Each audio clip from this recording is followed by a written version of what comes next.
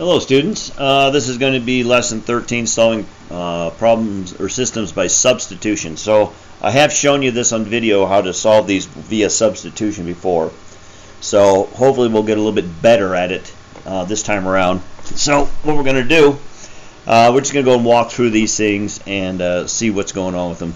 So this first one says math target's a match. Here are the graphs of two equations. So you see you have a kind of a little thin blue line here, and then this little angled black line right here. So the interesting thing about this is this vertical blue line here. Okay, that is of like the form of x equals some number. All right, so this is basically saying that, you know, if this is like 5, then that's 5, 0, 5, 1, 5, 2, 5 comma 3, 5 comma 4, 5 comma 5. All the numbers on here start with the first number as being 5. All right, so we just use that as like x equals some number. All right, so that's the big thing to look here. That's the big indicator on this. And then this other one has a kind of a negative slope. It goes down left to right. So we'll look for that too. All right, so let's just look through here and see what you got. This one is pretty promising, but it's a -5. And as you can see, we're over here in the positive x area. So that one might be something I look at, except for that -5. -5 is like over here. So that's not going to work. All right, so that one's out.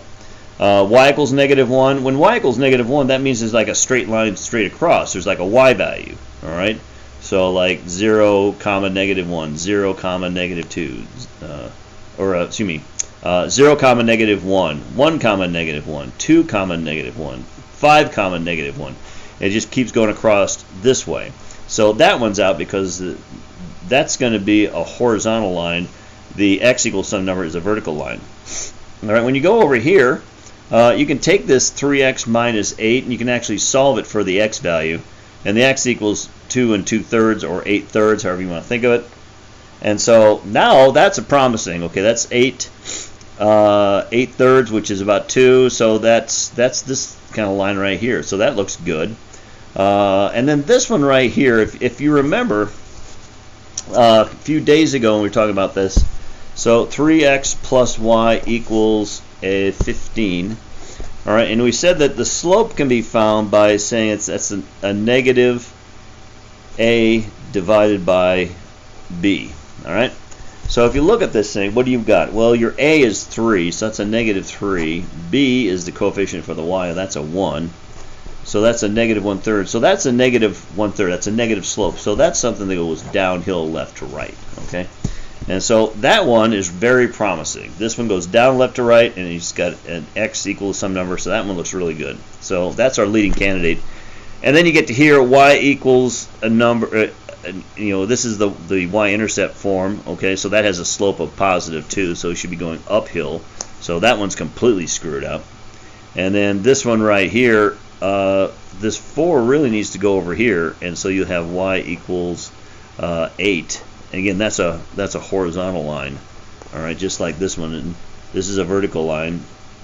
This is a horizontal line right here. So this one is like this one. I need a vertical line. So this center one is the only one that's even close to being what we should have. All right. Now these next ones, these 4 systems of equations. We're going to see here are 4 systems of equations. Saw earlier, solve each system.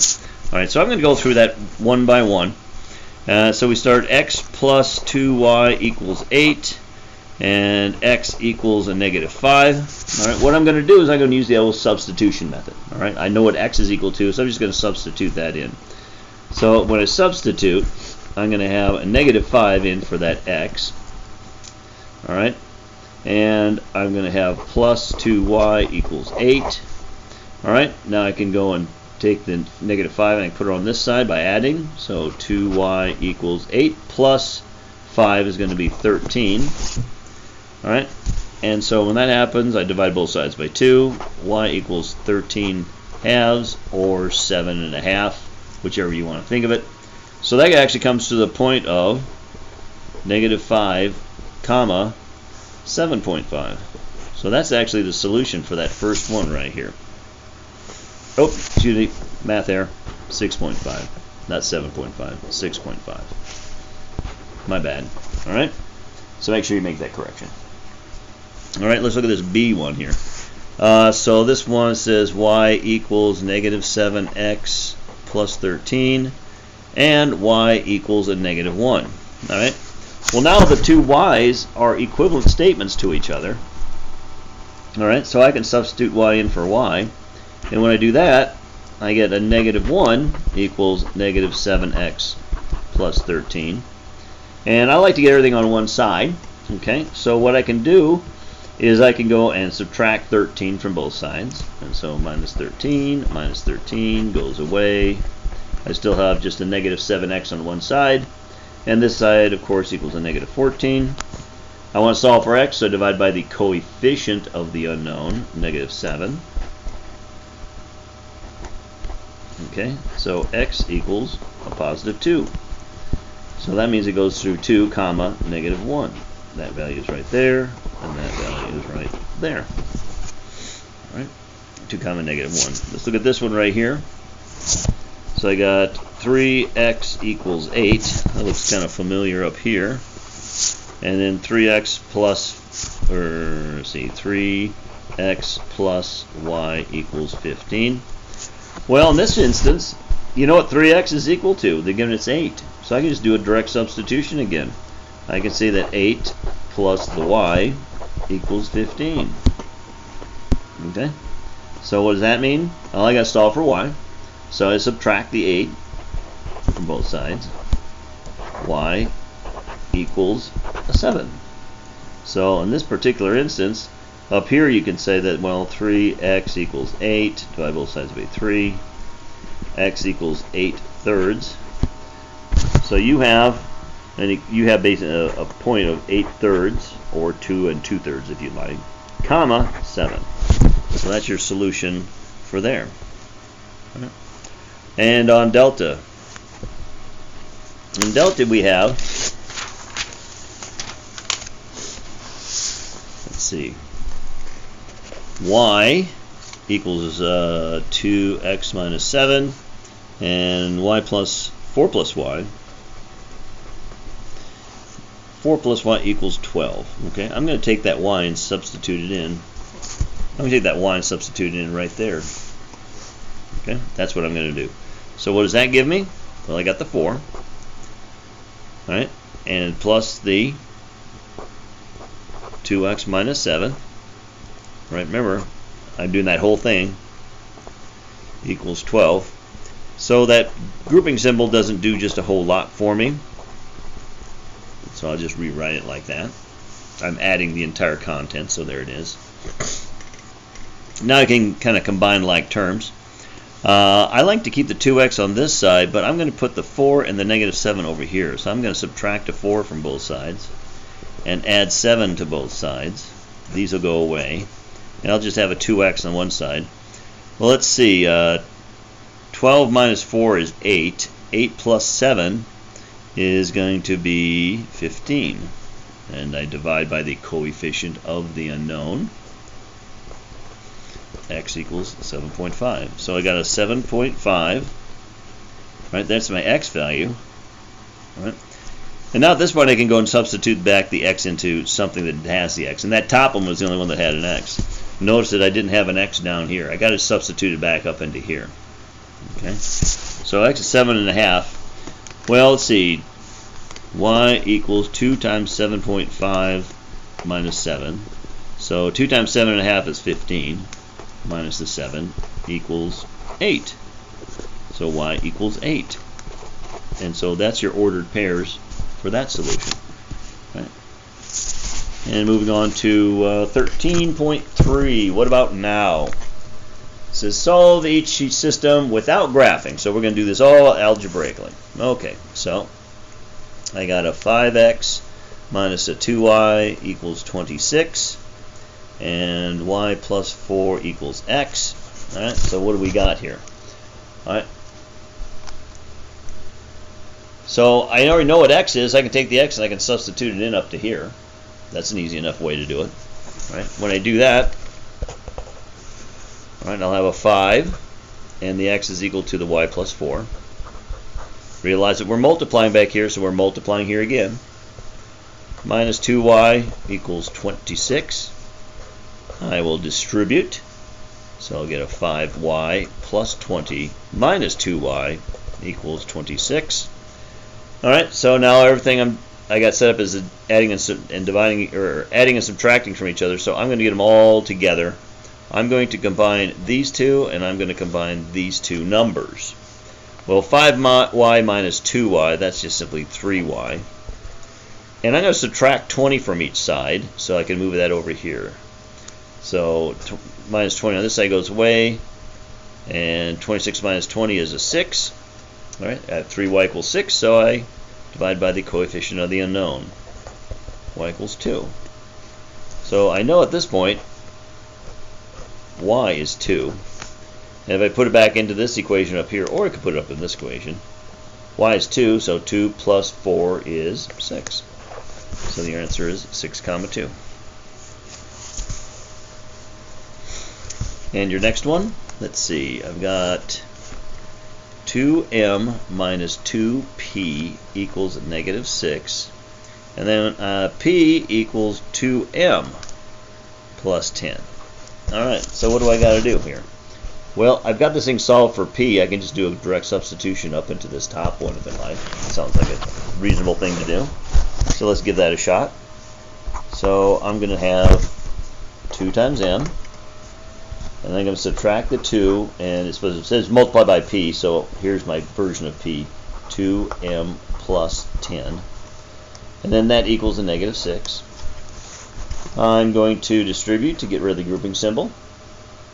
2m minus 2 times 2 is 4, so remember you're subtracting everything that you get out of here.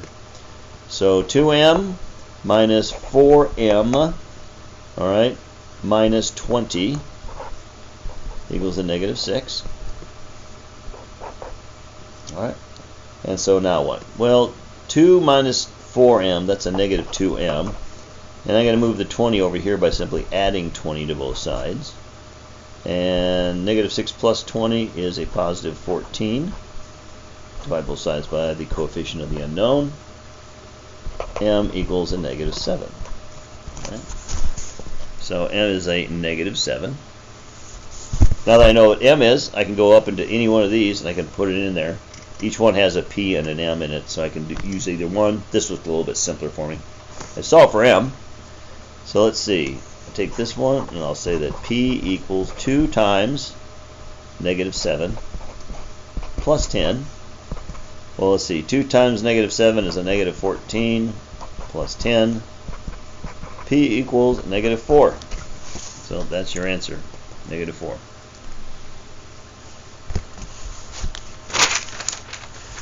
Your next one. 2d equals 8f. And 18 minus 4f equals 2d. Alright? Well, the two d's match up, so I can just go and equate these two at the two d's. So I can say that 18 minus 4f equals 2d is 8f. Alright? Well, I want to get all the f's on one side, all the numbers on the other, so I'm going to take this and move it over here by adding 4f to each side. So 18 equals 8 plus 4 is 12f. And I need to divide by the coefficient of the unknown. Divide both sides by 12. 12's cancel. 18 and 12 have a common factor of 6. 6 goes into 18 3 times. 6 goes into 12 twice. So I know that f is 3 halves. Or 1.5. Now that you know what f is, you can go and put it into any one of these up here, and you can solve this thing. So let's see, 2 times d equals 8 times 3 halves. Let's see, 8 times 3 halves, 8 goes into there, so I got a 4. 4 times 3 is a 12, so 2d equals 12. Divide by the coefficient of the unknown, d equals 2. So you should have a 2 and a 3/4 there. Okay.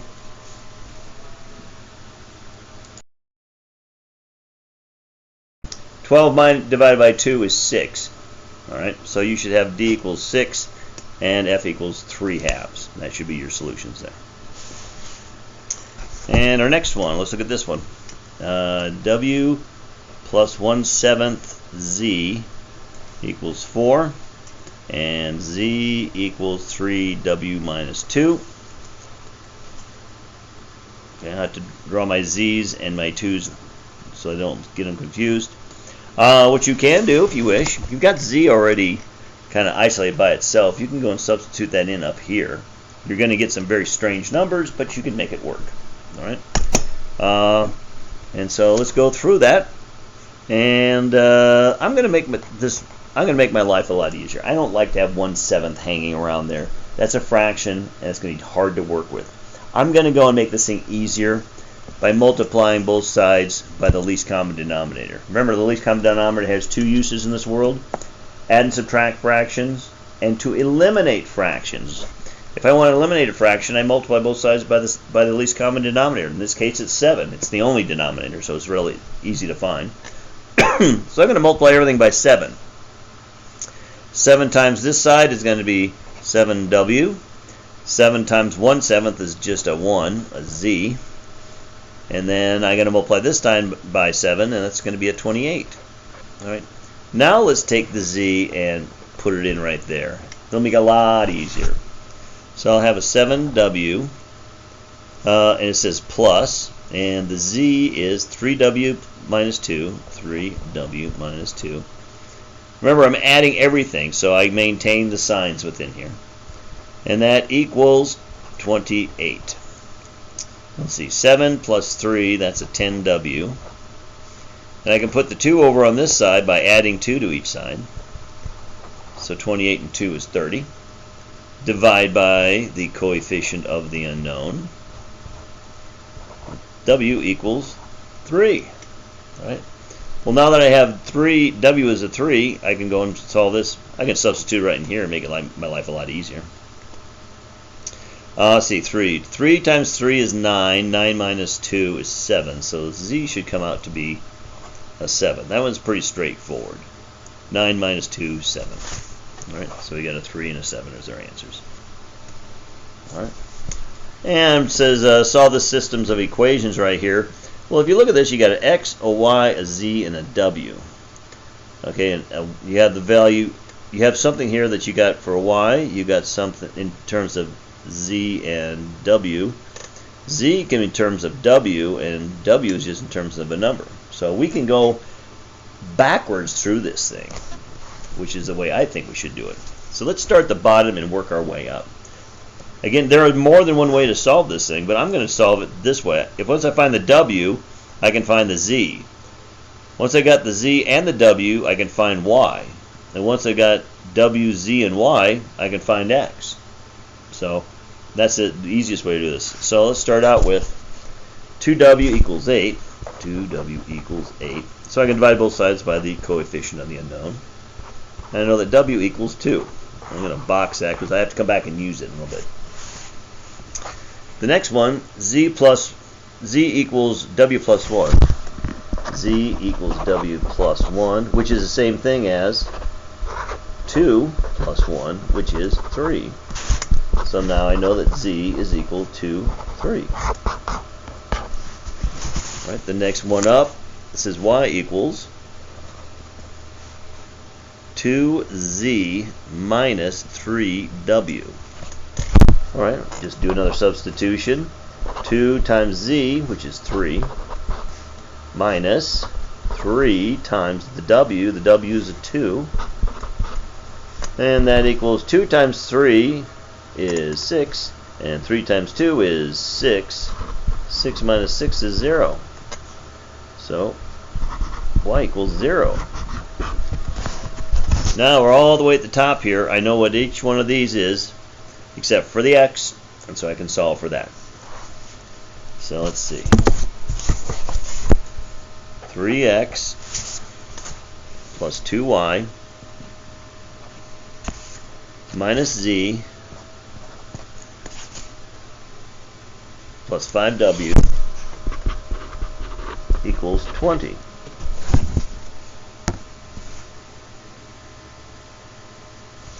All right, I looked at my numbers again, and I made a massive mistake. I started out wrong here. 8 divided by 2 is actually 4. So this should be a 4. And then this needs to be a 4. So 4 plus 1 is a 5. So z should equal a 5. And if z is 5, that means that 2 times 5 minus w, which is 4, alright, that's 10 minus 12 is a negative 2. So y is a negative 2. Right? So this is the problem with using this kind of method. If you make an error in the very beginning, it just keeps building upon itself and building upon itself. So very, very careful of that. All right. So now that we have this equation, now we can actually make sure that we have the right numbers here. So I still got a 3x. And what's the 2y? Well, that's going to be 2 times a negative 2 minus z. Z is 5, so I'm just going to subtract 5. Plus 5 times the w, which is a 4. And that equals 20. So you get a bunch of numbers out of this thing. You still got the 3x. And 2 times the negative 2 is minus 4. Minus 5. And then over here you got a plus 20. Equals 20. Alright, so what am I going to do? Well, let's see. If I subtract 20 from both sides, alright, now I got 0. And then I have, let's see, I have, let's see. So what do I have? Well, now I have a 0 on this other side, alright. So 3x minus 4 and a 5 minus, that's a minus 9, equals 0. I'll add 9 to both sides. So 3x equals a 9. Divide both sides by 3. X equals 9/3 or a 3. So there's your solutions there. X, Y, Z, W goes, or W, X, Y, Z goes 4, 3, negative 2, 5. There's your solutions. Alright. So I'll just quickly talk over the summary, what's going on here. So as you can see, I've got a couple of equations here. And so they're going through and they're telling you what's going on with this. It's very interesting. And they give you the two equations. And what you'll notice what they did was they just simply added these two. If I get this thing to focus.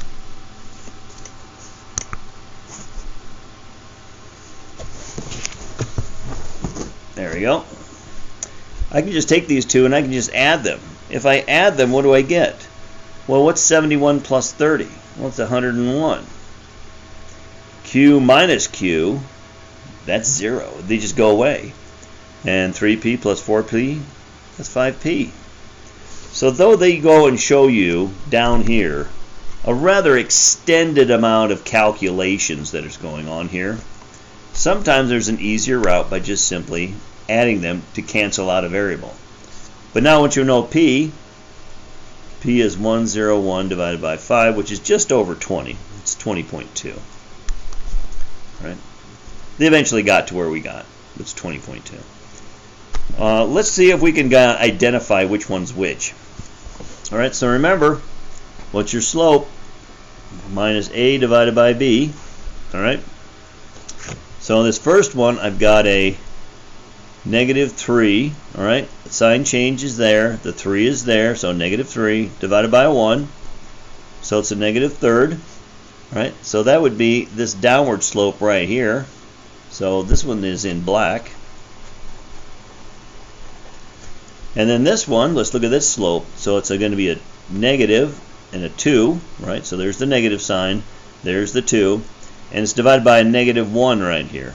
Negative 1. Well, that turns into a positive 2. So there's your positive 2 slope. That's the only one with a positive slope. So that is the blue line.